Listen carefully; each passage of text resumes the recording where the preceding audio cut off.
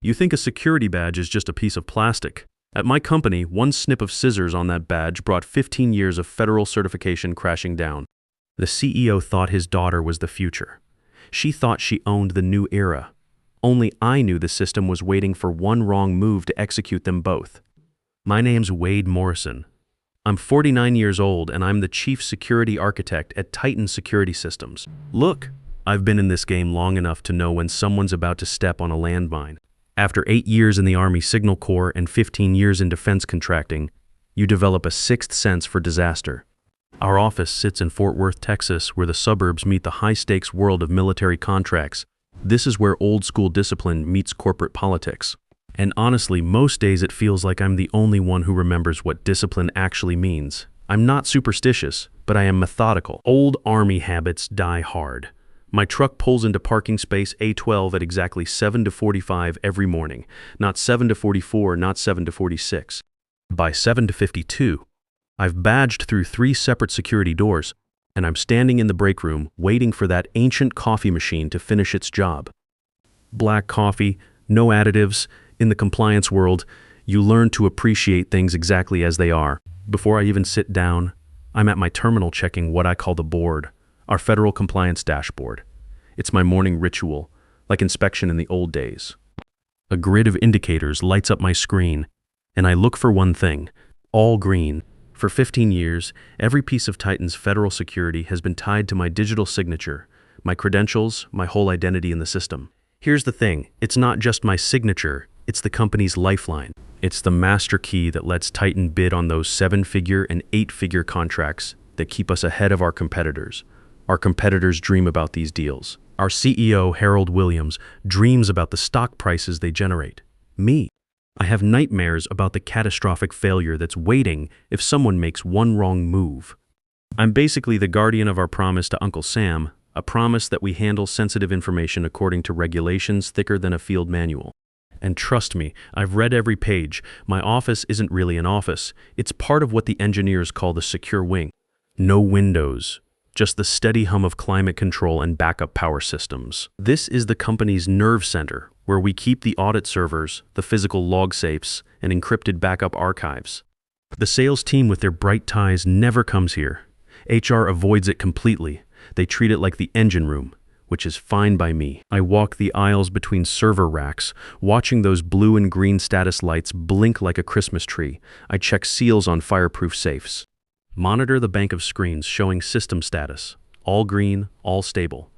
The primary modules read like a checklist. Custody ledger, verified by W. Morrison. Data sync, verified by W. Morrison. Incident archive, verified by W. Morrison. My name is the lock that keeps everything secure. Around 9, the day shift settles in and the requests start coming. Not from executives, from people who actually build the systems we sell. Jeremy, a project manager who always looks like he pulled an all-nighter, shows up at my door. Smart guy, but he knows better than to step into the secure area without clearance. Wade, hey, got a second? He asks, clutching his laptop. What have you got, Jeremy?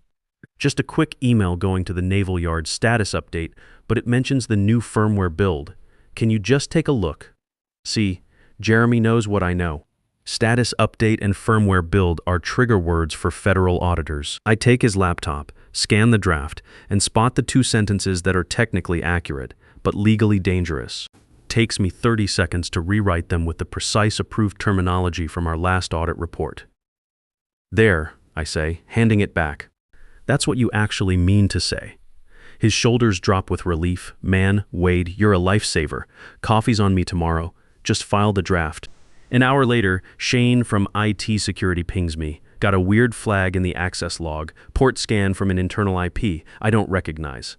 Looks like someone tried to query the archive server. Before I lock it down, can you confirm this isn't one of your audit scripts? I check my automated tasks. Nope. Shane, lock it down and send me the incident log. I need it for the weekly report. Copy that. Thanks. This is my world. Precise actions, verified steps, mutual respect built on competence. Jeremy and Shane don't respect me because I'm a director. They respect me because when the auditors show up, I'm the guy standing between them and a career-ending mistake. I've been training guys like Jeremy and Shane for years. Watching them grow from green college graduates who didn't know a firewall from a fire drill into solid professionals who understand that in this business, attention to detail isn't just important, it's everything. These aren't just coworkers. They're my responsibility. When I retire someday, I want to know I left the next generation equipped to handle whatever comes their way. But lately, the air in the rest of the building has started feeling different. There's this tension building like the calm before a storm. A new initiative from HR and the executive floor called Innovation and Agility. More all-hands meetings run by consultants throwing around phrases like breaking down silos and digital-first mindset. Those words make my blood pressure spike.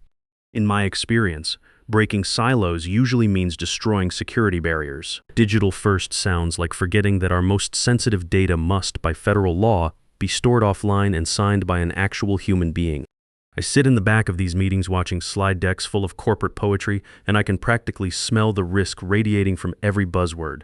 It's like watching someone play with live ammunition while insisting it's perfectly safe. The feeling gets worse today. Walking from the secure wing to refill my coffee, always at 10:30, I pass the main bulletin board. There's a new poster, glossy and professional, sticking out like a sore thumb against the usual safety notices and benefits updates. Reimagining operations with next-generation leadership, it announces. Below that, there's a photo that makes my stomach drop. Our CEO, Harold Williams, wearing his usual executive smile, standing next to him, hand on his shoulder, is a young woman I've never seen before. She's wearing what I'd call aggressive casual designer blazer, dark jeans, and sneakers that probably cost more than my monthly truck payment. Her haircut screams I have a personal stylist, and her whole vibe says I'm here to disrupt everything you old-timers think you know.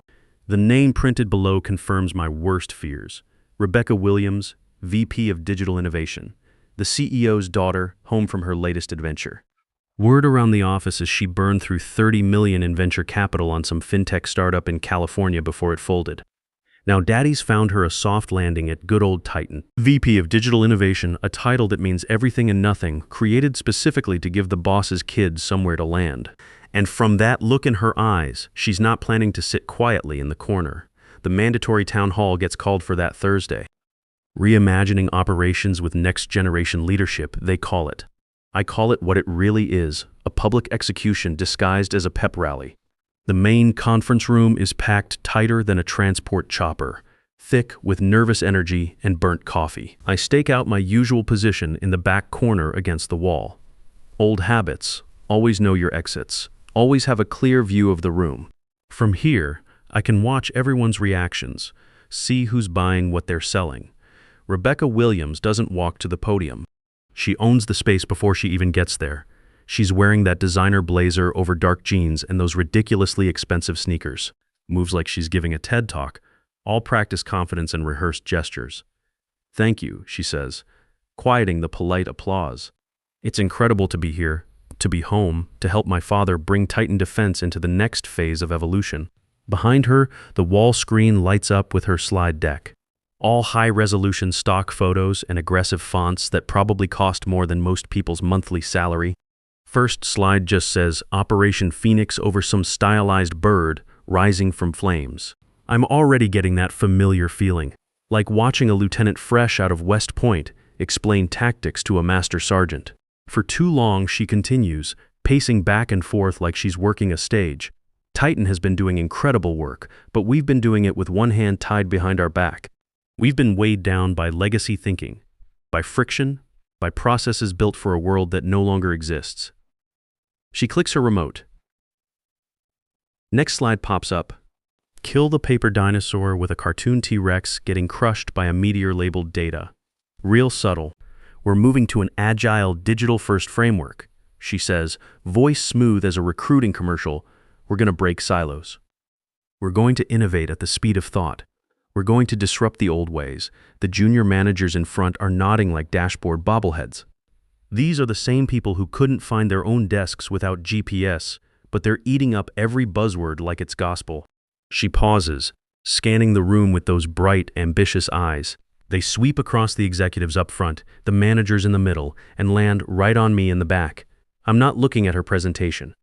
I'm looking down at a printout of new federal data residency policies, marking it up with a red pen, old school paper and ink.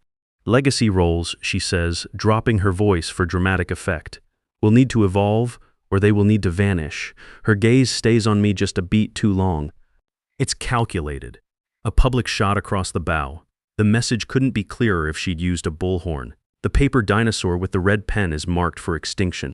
A few people actually nod enthusiastically. Mostly the marketing kids who think disruption is a virtue instead of what happens right before everything goes to hell. Jeremy and Shane, sitting 3 rows ahead of me, suddenly develop intense interest in the carpet patterns. I don't feel fear. Honestly, I'm more amused than anything because as she launches into this word salad about synergizing our data lineage and optimizing our compliance stack, I notice she mispronounces CMMC framework. She says it's CMMC, spelling it out letter by letter like she's reading from cards instead of simps like anyone who's actually worked with federal compliance would say. It's a tiny mistake.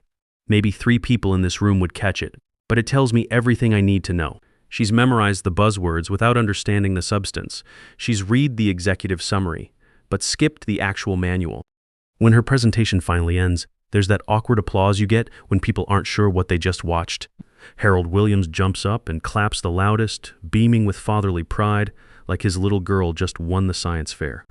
As the room breaks up, Rebecca works the crowd like a politician at a rally, shaking hands and dropping more buzzwords. She's moving in my direction, cutting off my exit route. Classic maneuver. That was quite a presentation, I say when she reaches me. My voice comes out flat. Matter of fact, thanks. Just trying to shake things up a little, she replies, running a hand through that expensive haircut. You're Wade Morrison, right? The custodian. She says it like she's describing some medieval job title. Chief Security Architect and Federal Custodian of Record. I correct. They're distinct functions, right? Right. Look, I've been reviewing your department's metrics. Lot of manual processes. Lot of paper. She gestures at the documents still in my hand like they're artifacts from a museum. I'm all about automation. I want to streamline this entire wing. We can't be agile if we're dragging dead weight. She leans in, voice dropping to what she probably thinks is a conspiratorial whisper. Do we really need a single dedicated person as custodian in 2025? It seems like a bottleneck, a single point of failure. There it is. She's not asking a question. She's announcing a decision she's already made. She wants to replace a federally mandated human checkpoint with some software she read about in a business magazine. I look her straight in the eye. The feds need a person, Rebecca, not a slide deck, not an algorithm. They need someone who takes the oath, whose name goes on the paperwork, who goes to federal prison if the data walks out the door. The whole system is built on human accountability. Your software can't take that kind of heat. Her practiced smile tightens like someone just pulled a wire. The easy confidence flickers, and for a second I see what's underneath. Cold, sharp annoyance. This is someone who's not used to being told no, especially not by some old-timer who doesn't appreciate her vision. Well, she says, voice suddenly brisk and businesslike, that's exactly the kind of legacy thinking I'm talking about. We'll have to agree to disagree for now. She spins on those expensive heels and stalks back toward her father, leaving a trail of designer perfume in her wake. I head back to the secure wing. The steady hum of servers is like coming home after a firefight, familiar, comforting, predictable. I settle at my terminal and check the board. Green lights across the dashboard, all stable, verified by W. Morrison, still showing on every critical module. But something's changed. I can feel it in the air like the pressure drop before a thunderstorm. Rebecca Williams isn't just some executive's kid getting a participation trophy. She's got plans, and those plans involve erasing everything I've built here. An hour later, a new email pops into my inbox from Rebecca Williams. Subject line: Mandatory review of obsolete controls. It's a meeting invitation for 8/1 to Rona Mooring. My name is the only one on the required attendee list. Short agenda, but the single line item is flagged in bright red: review and reassessment of federal custodian role. She's moving faster than I expected. Most people would spend weeks building consensus, getting buy-in from other departments. But she's going straight for the throat. I'm about to close the email when that old soldier's instinct kicks in, the feeling that says, check your 6. Something's not right. I open my admin console and pull up the provisioning logs, the ones that show when new user credentials get created. And there it is, timestamp from 8:15 this morning, right before her dog and pony show. New user credential, R. Williams was granted view-only access to our staging environment. Not the live federal systems, but the sandbox where we test new code before pushing it to the real deal. Here's the problem. That staging environment contains live data samples, highly sensitive stuff. And to get any kind of access, even just to look around, federal regulations require completing a 4-hour mandatory training course on data handling and legal liabilities, a course that I personally have to administer and certify. I check the training database. Rebecca Williams' name isn't anywhere on the list. Daddy gave his little girl the keys to the kingdom, and she hasn't even learned which way the doors open. She's not just a risk anymore. She's an active, unauthorized security incident. And after 15 years of dealing with these situations, I know exactly what to do with incidents like this. That night, I don't sleep much. Occupational hazard when you're paid to anticipate disaster. At 1:30 a.m., my phone gives a single buzz on the nightstand. Not a call or text, but a high-priority alert from a monitoring script I wrote years ago. An alert I've never seen trigger before. I get out of bed and fire up my home computer. Log into my private admin console, a back door only I have keys to. The system's flagging repeated failed authentication attempts against our vendor risk portal. Sophisticated stuff cycling through different credential combinations, probing for weaknesses. Then at 1:47 a.m., the attempts stop, new log entry appears. A temporary admin account linked to the executive sandbox just gained access to live systems. I trace the IP address, routes directly to the newly configured executive wing, Rebecca's office. She's not just window shopping in the staging area anymore. She's picking locks on the real deal. I take screenshots, export the raw data with timestamps and IP addresses. Save everything to an encrypted drive I keep in my home safe, in a folder labeled R. Williams Security Incident. Old Army habit. Document everything. Assume you'll need it later. The meeting at 8 feels different now. I'm not walking in to defend my job. I'm conducting an interview with a suspect. Rebecca's already set up in the glass-walled conference room with a spread of pastries and premium coffee. All smiles and corporate energy. Wade, glad you could make it. Help yourself to a croissant. I'm good. What's this about, Rebecca? She hits her remote and the wall display lights up with charts she clearly doesn't understand. Title slide reads, De-risking Titan, Identifying Single Points of Failure. This is about the future, she says, starting that practiced pacing routine. I've been doing a deep dive on our risk vectors, and I found something significant. Our entire federal compliance architecture hinges on you. She clicks to the next slide, an org chart with my title circled in red like a target. In modern tech, we call this a single point of failure, one person. If you get sick, quit, or get hit by a bus, the whole system collapses. We're exposed. It's an obsolete control structure. I let the silence hang for a moment, then lean back in my chair. You're using the wrong terminology, Rebecca. The Pentagon doesn't call a certified custodian a single point of failure. That's startup talk. In their world, the world we actually operate in, the custodian is what's called a single anchor point. Her confident expression starts to crack. That's just semantics, Wade. No, it's doctrine. A failure point is a bug waiting to happen. An anchor point is intentional design. It's the known, verified, legally accountable human who signs the paperwork and takes the heat when auditors come knocking at 3 a.m. because a log entry looks funny. I stand up, walk to the window. You're proposing we cut the ship's anchor because it's heavy without realizing it's the only thing keeping us from drifting into the rocks. Her face goes dark. The polished charm evaporates like morning mist. That's exactly the kind of legacy thinking that's holding us back. We can build better automated systems that don't rely on one person's badge. She leans forward, trying to use her presence to intimidate me. Cute. I've been intimidated by people who carried actual weapons. If your system is so fragile, it would collapse just because of one employee badge, she says, voice getting sharp. Maybe the problem isn't with me. Maybe the problem is with your system. There it is.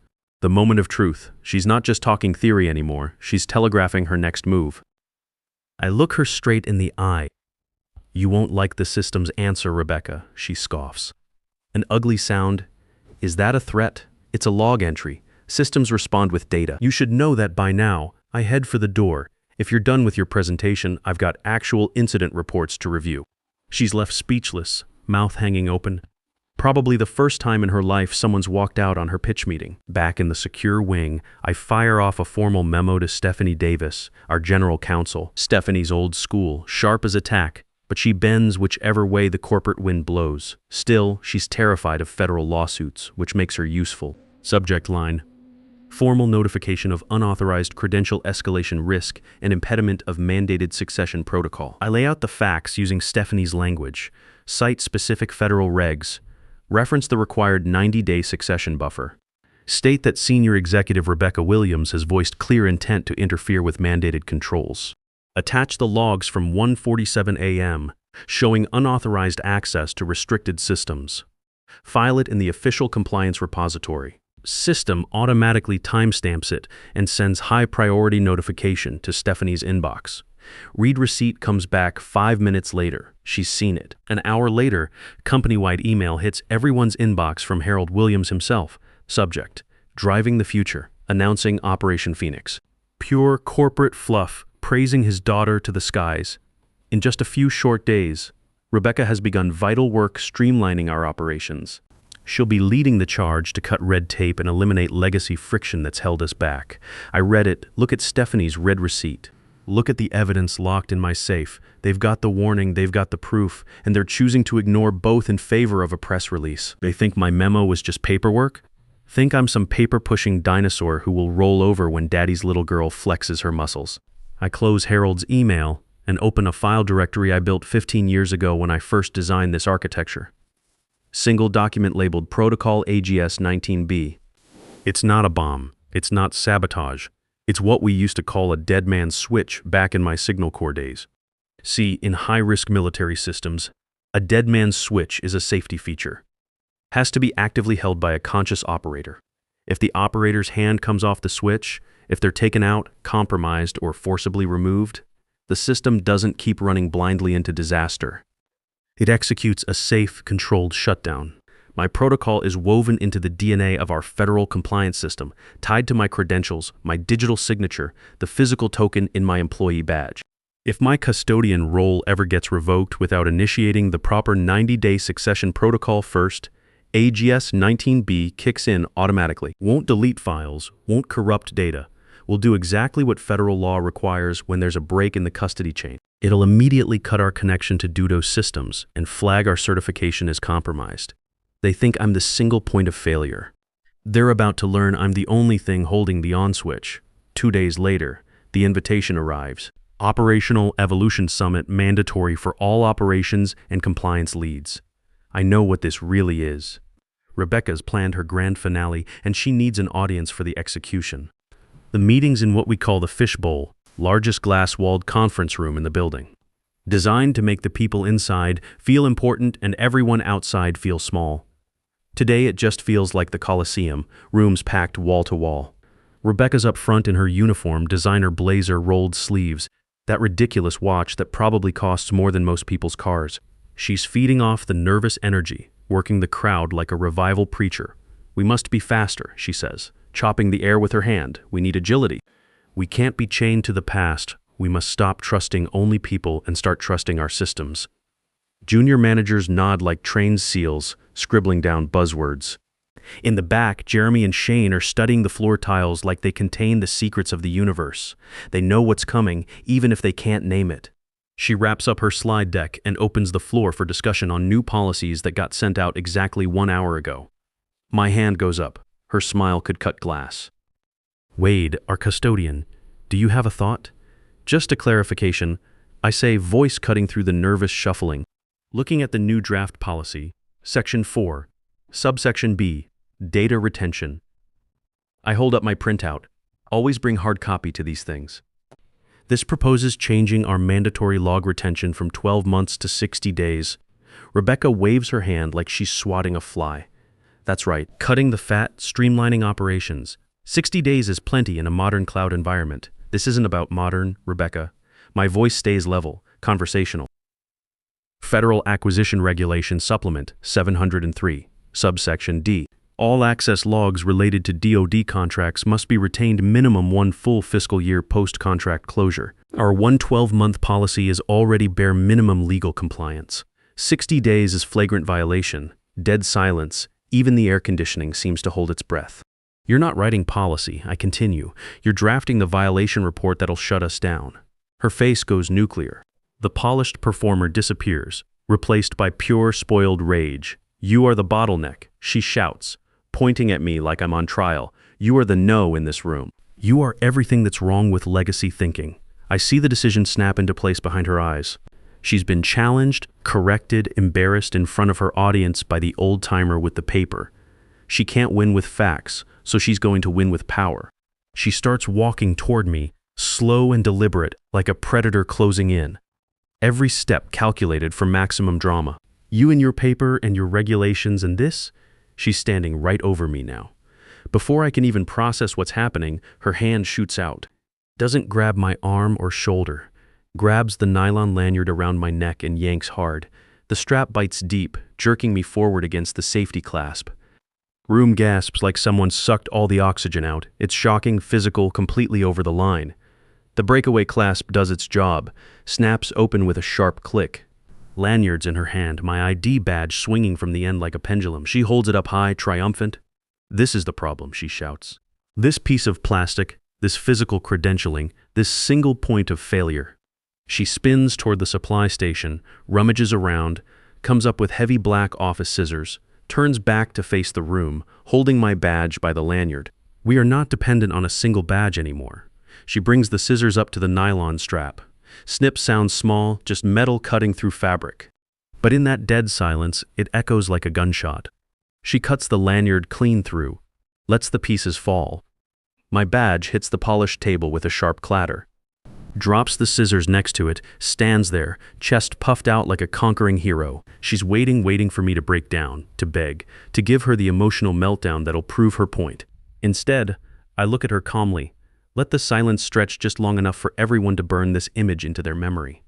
The smirking executive and the severed badge. Then I stand up slowly, pick up the cut lanyard and my badge, place them carefully on top of my closed laptop.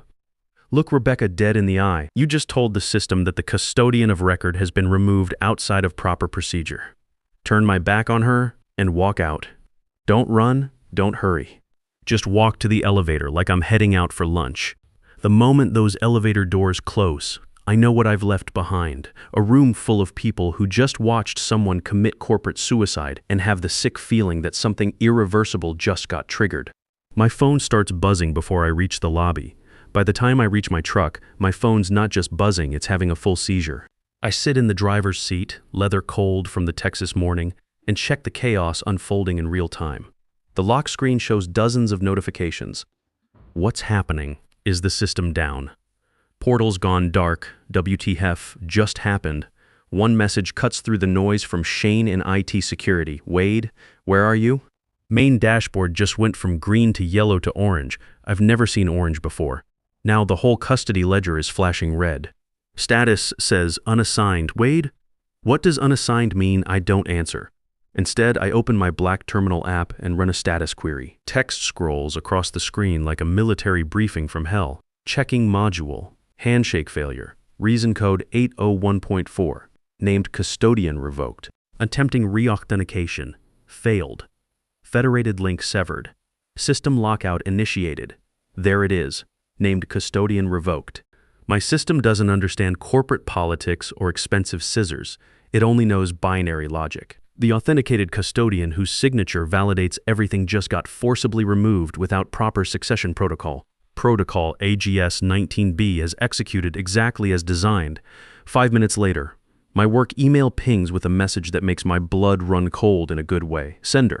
Norpley at fedauditregistry.gov, subject line in all caps, Stara is certification IVENA needed. This is automated notification. Federated handshake with Titan Security Systems vendor ID 77B9X was terminated at 10:32 a.m. CST. Reason. Named custodian chain broken without mandated 90-day succession buffer. All system access suspended pending manual review. 15 years of federal certification gone, invalidated in the time it took me to walk from that conference room to my truck. All those 7-figure and 8-figure contracts Rebecca was so eager to modernize, they just evaporated. I drive to a coffee shop 2 blocks away and buy a large black coffee, my third of the day, but this one tastes like victory. The emergency federal teleconference happens 90 minutes later. I'm included automatically as W. Morrison, external. My camera stays off, mic muted. I'm a ghost at my own company's funeral. Harold Williams looks like he aged 10 years in 2 hours. Stephanie Davis looks like she's about to throw up. Then Rachel Brooks, senior federal auditor, appears on screen. She looks like a high school librarian, but she's the most terrifying person any of them will ever meet. Who removed the named custodian from your credential architecture this morning? She asks. The silence is deafening. Finally, Harold has to admit it was a performance-related issue. He was let go earlier today. Your CEO just admitted on a recorded federal line to terminating the custodian of record without initiating succession protocol, Rachel says, voice cutting like ice. You breached your own policy. You breached federal regulations. Your certification is invalid. The screen goes dark. The most expensive conference call in Titan's history just ended. 3 hours later, Harold calls my personal phone. I let it go to voicemail. Listen to a man watching his company die. Wade, this is Harold. We need your help. The federal systems are locked out. Everything's frozen. I delete the voicemail. 20 minutes later, email from Stephanie Davis. Urgent external consultant engagement request. I compose my response. My rate is $1,000 per hour, 20-hour minimum retainer payable in advance. I require full indemnity and a formal document signed by the CEO stating my termination was retaliation for upholding compliance policies. These terms are non-negotiable. At 11:47 p.m., her reply, all terms accepted. When can you be on site? 8 a.m., one final requirement. I want Jeremy, Shane, and all junior staff protected from any fallout. Done. Please help us. Next morning, visitor parking. Walk into the lobby like I own the place, which functionally I now do. War room in the main conference room. Every executive looking like they haven't slept. When I walk in, conversation stops dead. Wade, thank God. Harold says, smaller, somehow, defeated. I spread my system diagram across the table. This is protocol AGS 19B, dead man's switch I built 15 years ago. When the named custodian gets removed without proper succession, the system sees a security breach. It does exactly what federal law requires. Rebecca's in the corner, silent, wrinkled blazer, confidence deflated. Your daughter didn't just cut my badge, I continue, looking directly at Harold. She cut the power cord to your entire federal business. I lean back. Now if you want that power cord reconnected, we do this my way. No shortcuts, no modernization. We follow every regulation to the letter, rebuilding credibility one careful step at a time. Harold nods frantically, whatever you need. Good. This will take months, not hours. Every step goes through me. I look around the room. Rebecca's modernization project is canceled permanently. Consider it a learning experience. For the first time in 48 hours, everything feels exactly the way it should. Later that afternoon, I'm back in the secure wing, Jeremy and Shane flanking me like wingmen. The server lights blink their steady rhythm. Green status indicators march across my screens, verified by W. Morrison, appears on every critical module. Thanks for having our backs, Wade. Jeremy says quietly. That's what we do, I tell him. We take care of our own. I think about the path that led here, 8 years in Signal Corps learning that systems are only as strong as the people who understand them. 15 years at Titan building something that could protect itself when threatened. Rebecca thought she was disrupting the old ways. What she really did was prove why those ways existed in the first place. Some lessons can only be taught the hard way. Today, everyone learned that experience isn't just about knowing what to do. It's about knowing what happens when you don't do it right. The old soldier has the high ground, the next generation is protected, and the system runs exactly as designed, just like it should be. You can't disrupt what you don't understand, and you can't replace experience with algorithms. Some knowledge lives in the hands and hearts of people who've been there when everything went wrong.